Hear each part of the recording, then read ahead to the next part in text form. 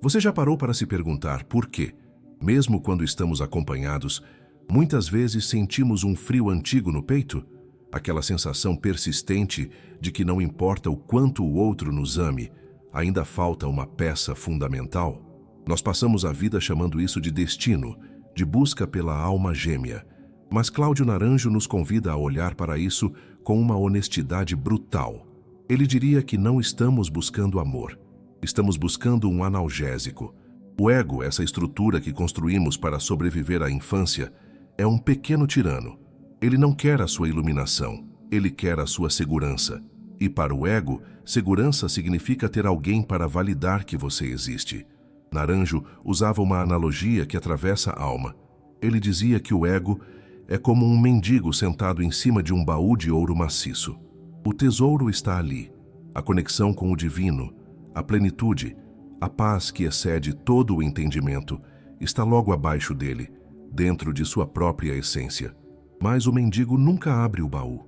Em vez disso, ele passa a vida estendendo a mão para quem passa na rua, pedindo esmolas de afeto, de atenção, de aprovação. Por favor, me olhe. Por favor, me diga que eu sou bom. Trocamos o ouro da nossa própria alma pelas moedas de cobre da validação externa. E é aqui que a confusão começa. Gabor Maté, com sua visão cirúrgica sobre o trauma, nos lembra que o apego é, antes de tudo, um instinto biológico de sobrevivência. Quando somos bebês, o apego é vida. Se não chorarmos e alguém não vier, morremos. Mas o problema é que crescemos, nos tornamos adultos com carteira de motorista e contas a pagar, mas nosso sistema nervoso continua operando como aquele bebê assustado. Transformamos nossos relacionamentos adultos em tentativas desesperadas de autorregulação. Você não está procurando um parceiro para caminhar ao lado. Seu sistema nervoso está procurando uma mãe ou um pai para acalmar uma ansiedade que você não aprendeu a gerenciar sozinho. E quando encontramos alguém que nos dá essa dose momentânea de alívio, confundimos o fim da abstinência com a presença do amor. Confundimos o silêncio do medo com a voz da alma. Estamos vivendo uma epidemia de solidão a dois. A dor que sinto vindo de muitos de vocês não é a de estarem sozinhos fisicamente, mas a de estarem em relações onde o corpo está presente, mas a alma continua faminta. Hoje, vamos desmontar essa armadilha. Vamos olhar para onde o ego sequestrou o seu conceito de amor sagrado e o transformou em um vício socialmente aceito. Respire fundo. O que vamos conversar agora pode doer no ego, mas é o único caminho para libertar o coração. Existe um erro invisível que a maioria de nós comete logo no início de uma conexão. É confundir a ativação do sistema de alerta com a intuição do destino. Você conhece alguém, o coração dispara, as mãos suam, você perde o apetite e não consegue dormir pensando na pessoa. A cultura romântica, os filmes, as músicas, tudo nos ensinou que isso é paixão, que isso é o sinal de que chegou a hora. Mas se olharmos através da lente da neurobiologia e da espiritualidade madura, o cenário é outro.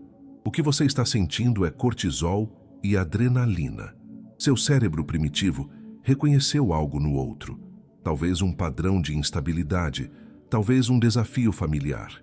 E soou o alarme. A ansiedade é gritante, mas nós a rebatizamos de borboletas no estômago. O cérebro, viciado na montanha-russa química, prefere o caos do apego ansioso à paz de uma conexão segura. Um verdadeiro encontro de almas, aquele que Naranjo e Jung descreveriam como uma união psíquica profunda, não drena a sua bateria vital. Ele a estabiliza. O amor real funciona como um aterramento. Quando você encontra alguém que vibra na frequência da sua essência, a sensação não é de que você vai explodir, mas de que você finalmente pode expirar. É como tirar uma mochila pesada das costas depois de uma caminhada de 20 anos. Se você está naquele estágio onde a dúvida consome seus dias, onde você analisa cada vírgula de uma mensagem de texto, onde a fome de ver o outro é desesperadora, pare e observe. Isso não é vontade de compartilhar a vida, isso é fome, e fome é escassez. Você está tentando ir ao supermercado emocional com o estômago vazio, e nós sabemos que quando fazemos isso, acabamos comprando qualquer coisa que pareça nutritiva, mas que geralmente é só embalagem. Imagine um náufrago no meio do oceano. Ele está se afogando, desesperado.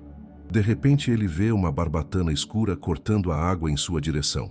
No desespero da solidão e do medo da morte, ele abraça aquilo pensando ser um tronco de madeira que vai salvá-lo. O alívio é imediato. Não estou mais sozinho. Mas ele abraçou um tubarão. O ego faz exatamente isso.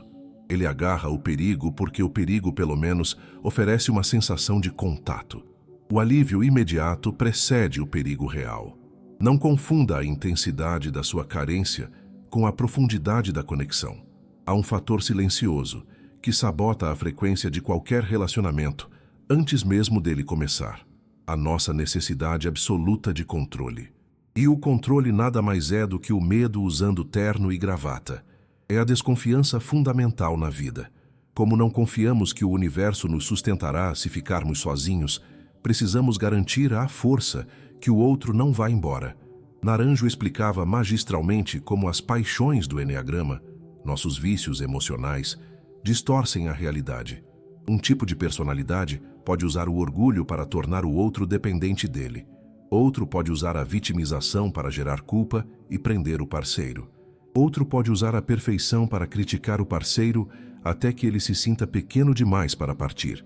Tudo isso é vendido como cuidado. Eu faço isso porque te amo, dizemos.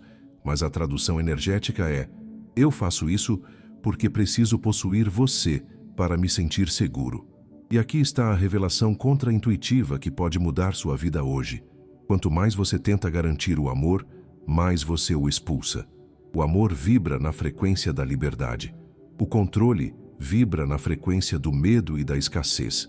Você não pode sintonizar a rádio do amor girando o botão do medo. São estações diferentes.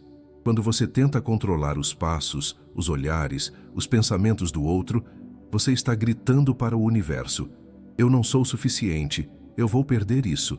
E o universo, que é um espelho fiel, responde: sim, você vai. Observe a si mesmo nos próximos dias. Tente identificar o momento exato em que o seu cuidado se transforma em invasão. Aquele momento em que a pergunta "como foi seu dia?" não é interesse genuíno, mas uma investigação disfarçada. Pense na analogia do pássaro e da gaiola. Nós nos apaixonamos pelo canto do pássaro, pela beleza de seu voo livre. Mas o ego, apavorado com a ideia de que o pássaro pode voar para longe amanhã, constrói uma gaiola dourada. Aqui você estará seguro, dizemos. Fechamos a porta. E então, o pássaro para de cantar. As penas perdem a cor. Ele adoece. E nós ficamos confusos. Mas eu dei tudo a ele. Você deu tudo menos o que ele precisava para ser ele mesmo. O céu aberto. Se você precisa trancar a porta para garantir o amor, você não tem um parceiro, você tem um prisioneiro. E prisioneiros não amam. Eles apenas planejam a fuga ou se resignam à morte em vida. Talvez o ponto mais difícil de aceitar seja este. Nós somos viciados na dor. Existe um conceito biológico chamado homeostase. O corpo trabalha incansavelmente para manter as condições internas estáveis. Se você cresceu em um ambiente de caos, de gritos, de abandono emocional ou de frieza, seu termostato interno foi ajustado para essa temperatura. Para o seu sistema nervoso, o caos é casa, a dor é familiar. É por isso que a paz nos assusta tanto. Quando encontramos alguém gentil, disponível, transparente, o ego acha chato. Não tem química, dizemos. O que falta não é química, é trauma. Falta o drama que faz seu cérebro liberar as doses de cortisol e dopamina, às quais você se viciou desde criança.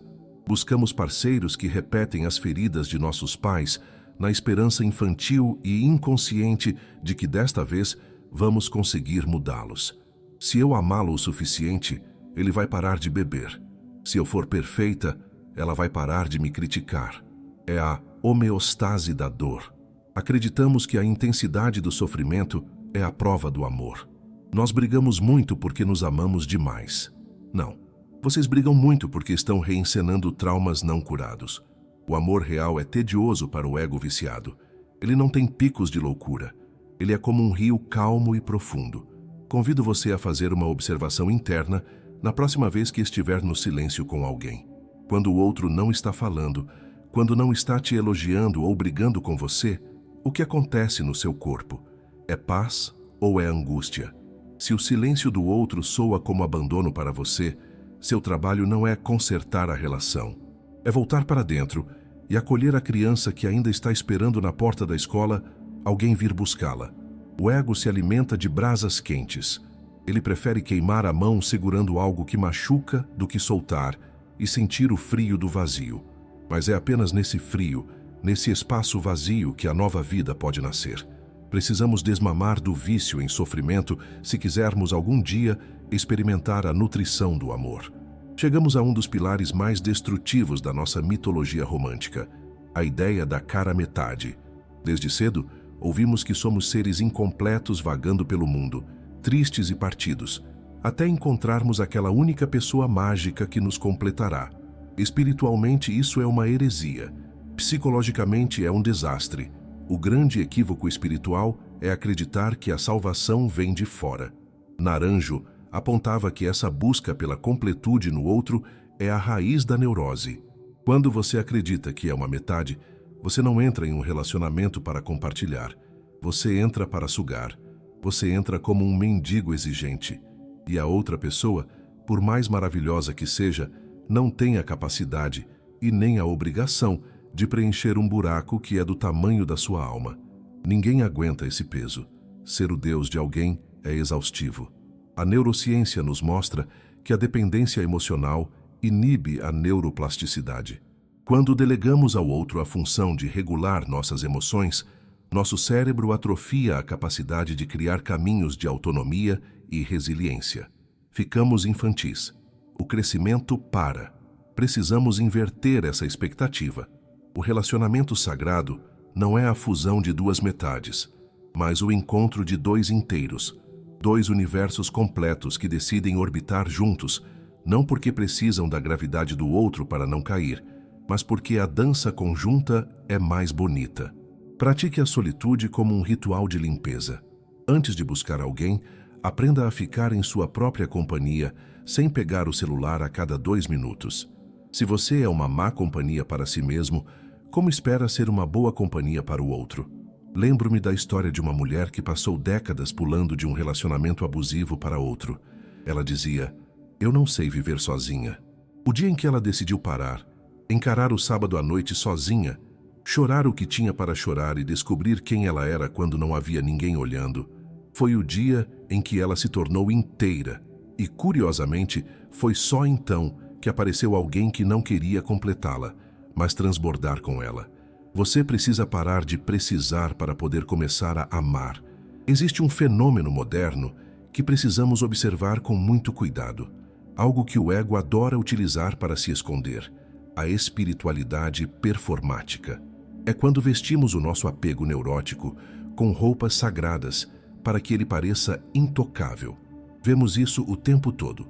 Pessoas que justificam dinâmicas tóxicas, abusos sutis e sofrimento desnecessário usando termos como chama gêmea, resgate kármico ou contrato de alma. O ego é muito astuto.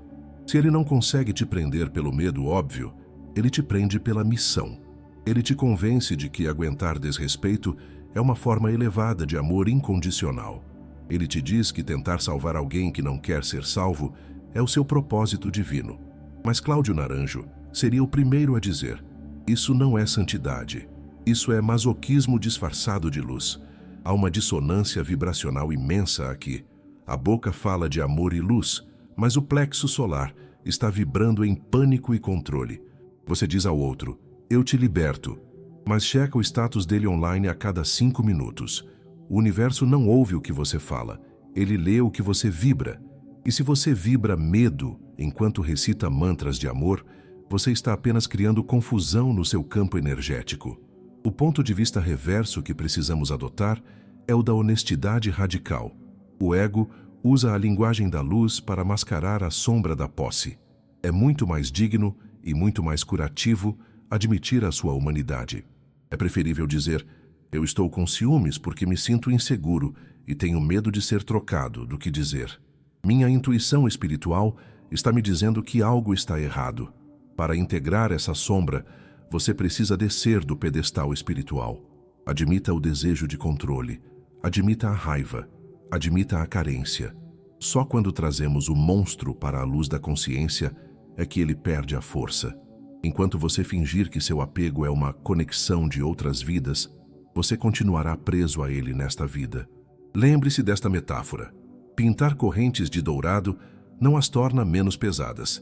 Apenas as torna mais bonitas para quem vê de fora e muito mais difíceis de serem rompidas por quem está preso dentro delas. A grande virada de chave na jornada do autoconhecimento acontece quando mudamos a natureza do nosso amar. A maioria das relações falha porque opera no modelo do amor-objeto. Nesse modelo, o outro é um objeto que serve a uma função na minha vida.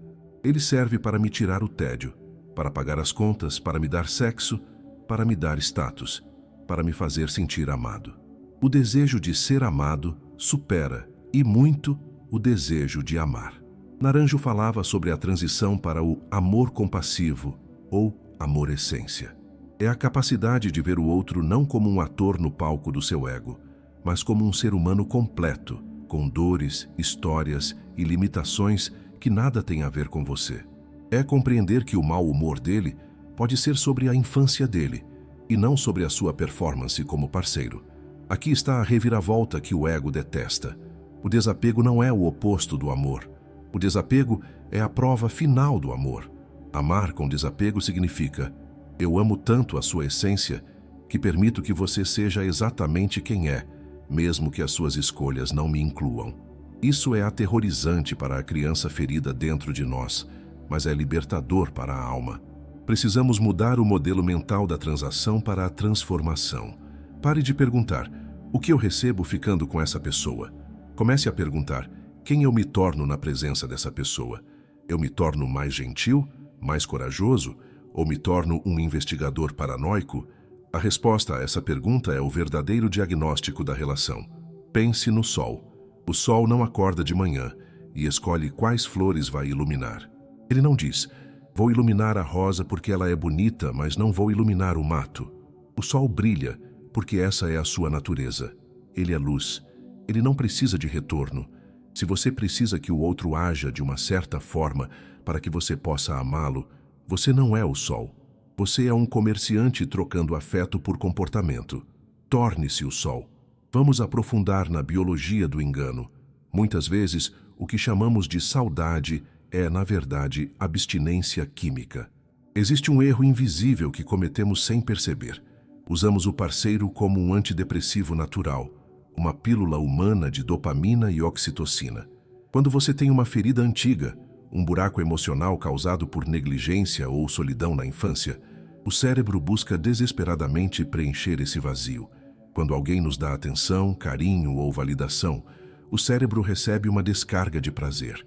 O problema é que, com o tempo, o cérebro associa a pessoa à sensação de alívio. Bruce Lipton e a neurociência moderna nos mostram que, na busca por essa validação externa, o córtex pré-frontal, a parte do cérebro responsável pela razão, lógica e planejamento, perde força. Somos sequestrados pelo sistema límbico, a parte emocional e impulsiva. Viramos escravos do impulso. O insight não óbvio, e que pode ser doloroso de admitir, é que muitas vezes você não sente falta da pessoa. Você sente falta do estado químico que a presença dela provocava no seu corpo. Você não quer ele ou ela de volta. Você quer que a angústia pare. Você quer a droga. Para quebrar esse ciclo, precisamos de reconexão. Quando a carência bater, em vez de mandar mensagem, volte-se para o corpo. Use a respiração. Sinta onde está o aperto no peito. Diga para o seu sistema nervoso: eu estou aqui, nós estamos seguros. Você precisa ensinar ao seu corpo que ele pode gerar calma sem precisar de uma fonte externa. Imagine que você está tentando encher um balde com a água de outra pessoa. Você pede, implora, exige água, mas o seu balde está furado. Não importa o quanto o outro despeje amor, atenção e cuidado. Em 5 minutos, você está vazio de novo. O problema nunca foi a quantidade de água que o outro te dá. O problema são os furos no seu balde, e só você, com seu trabalho interno, pode consertá-los. Enquanto não fizermos isso, seremos mendigos eternos, culpando os outros por uma sede que é nossa responsabilidade saciar. Há um tipo de violência silenciosa que cometemos contra nós mesmos em nome do amor e que raramente é diagnosticada. É a síndrome do Eco. Na mitologia grega, Eco era uma ninfa que foi condenada a apenas repetir as últimas palavras que ouvia dos outros. Ela não tinha voz própria. Quantos de nós, em nossos relacionamentos, nos tornamos um eco? Você começa a namorar e, sutilmente, deixa de ouvir a música que gostava porque o outro prefere silêncio. Você para de ver seus amigos porque o outro tem ciúmes. Você engole suas opiniões políticas ou espirituais para evitar o conflito. E o ego, astuto como sempre, te dá um tapinha nas costas e diz: veja como você é evoluído, veja como você se entrega. Isso é devoção. Não se engane. Isso não é entrega espiritual.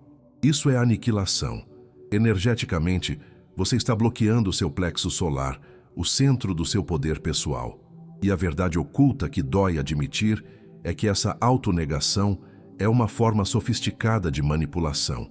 No fundo, o cálculo inconsciente é: se eu me tornar exatamente o que ele quer, se eu não der trabalho, se eu for invisível e agradável, ele nunca vai me deixar. Você está comprando sua permanência na relação com a moeda da sua identidade. Isso é um contrato de medo, não de amor. E o preço é altíssimo: a exaustão da alma. Fique atento aos sinais de alerta que seu corpo dá. Aquele cansaço que não passa com sono. Aquela irritação súbita por coisas pequenas. É a sua essência gritando, sufocada. Se você precisa perder quem você é para manter alguém ao seu lado, você já perdeu. Você é como uma árvore magnífica que decidiu cortar as próprias raízes profundas só para caber no vaso pequeno que o vizinho te ofereceu. A árvore pode até caber no vaso por um tempo, mas ela vai secar. E uma árvore seca não dá sombra, nem frutos, nem flores para ninguém. Se pararmos de olhar para o relacionamento como um refúgio romântico e passarmos a vê-lo como um laboratório de despertar, tudo muda. A função de um relacionamento consciente, na visão de Naranjo e da psicologia profunda, não é te fazer feliz o tempo todo. A função é te fazer consciente. O outro não é seu salvador. O outro é seu espelho. E muitas vezes é um espelho impiedoso. Carl Jung nos ensinou sobre a projeção. Tudo aquilo que não aceitamos em nós mesmos ou que não desenvolvemos, nós projetamos no parceiro. Se você tem uma raiva reprimida que não admite, vai atrair um parceiro agressivo ou vai ver agressividade onde não existe. Se você não sabe se dar valor, vai atrair alguém que te desvaloriza. O conceito psicofilosófico aqui é brutal. O parceiro é o mensageiro das suas sombras. Em vez de gastar anos tentando mudar o outro, tentando educá-lo para ser o príncipe ou a princesa que você sonhou, faça a inversão. Quando a atitude dele te ferir, pergunte: que parte de mim está reagindo a isso? Por que essa característica específica me tira do eixo? Muitas vezes, odiamos no outro a liberdade que não nos permitimos ter, ou desprezamos no outro a fragilidade que fomos ensinados a esconder. O segredo para manter a harmonia não é engolir sapos, mas ter uma comunicação vulnerável, sem a armadura da acusação. É dizer: quando você faz isso, eu me sinto pequeno, em vez de dizer: você é um egoísta. Pense na metáfora do ourives. Para purificar o ourives precisa colocá-lo no fogo alto. O fogo queima as impurezas, a escória, e o que sobra é o metal precioso, brilhante e puro. O relacionamento é esse fogo.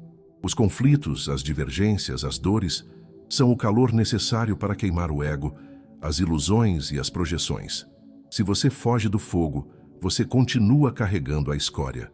Fique no fogo, mas fique consciente. Deixe que ele queime o que não é amor, para que sobre apenas o que é real.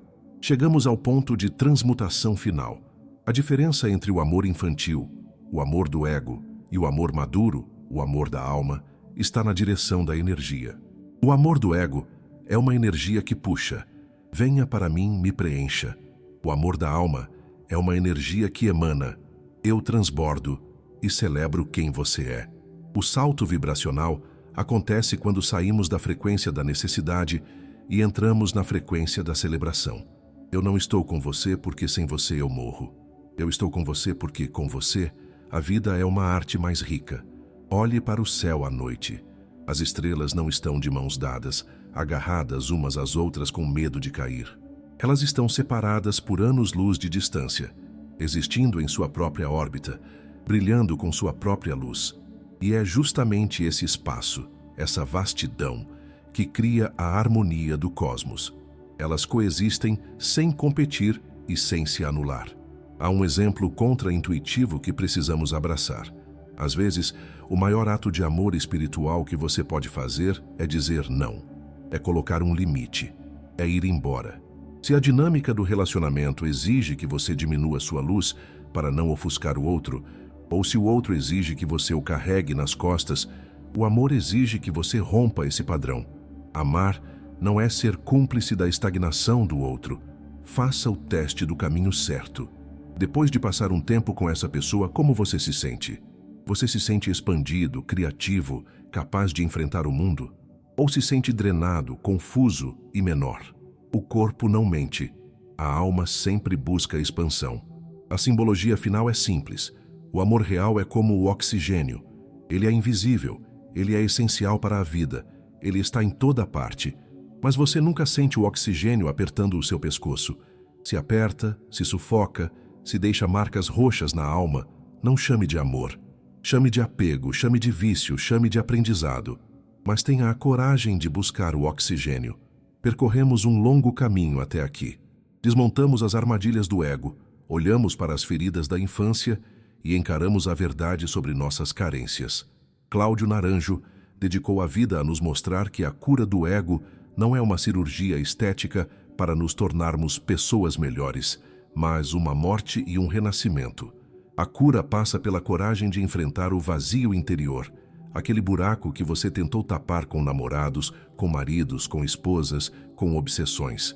O convite hoje é para que você pare de correr. Sente-se à beira desse vazio. Respire. Perceba que o medo de estar só é apenas um fantasma da sua criança ferida. O adulto em você, conectado com o divino, não pode estar só, porque ele é parte de tudo o que existe. Eckhart Tolle e os grandes místicos nos lembram. A forma mais profunda de amor é o reconhecimento. É olhar para o outro e não ver um corpo, uma personalidade ou um provedor de necessidades. É ver a consciência.